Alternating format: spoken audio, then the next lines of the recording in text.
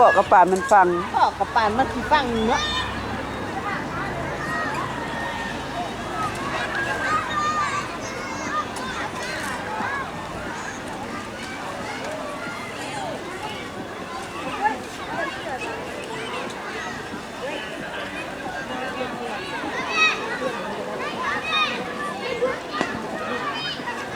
ผมเปลี่ยนเสื้อให้มันกระยับตำรวจ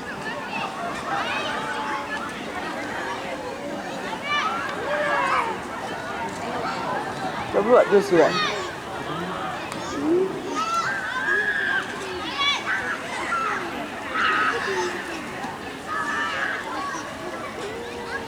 ไอ้เต้น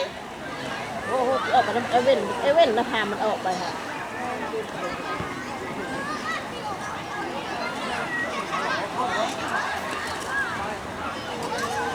เอาเด้ลงไปเบิ่งลุกจะมันออกกายเชือกค่ะผมออกไปตรงเว่นค่ะ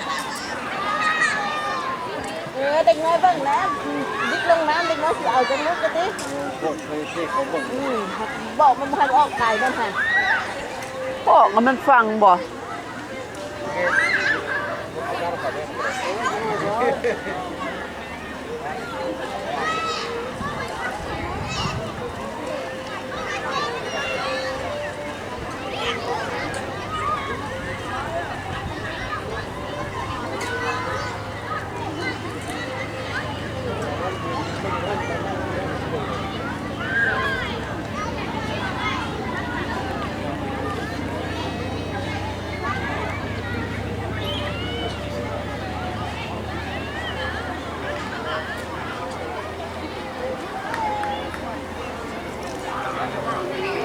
เอาเพลงมาเปิดดูสิได้บ้าง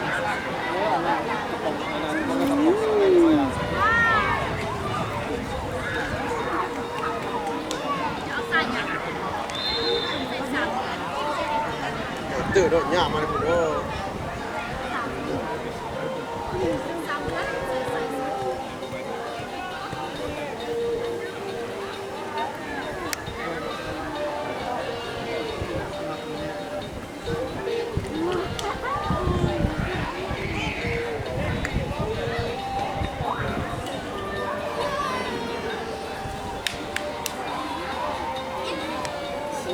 ก็ขอบคุณเลย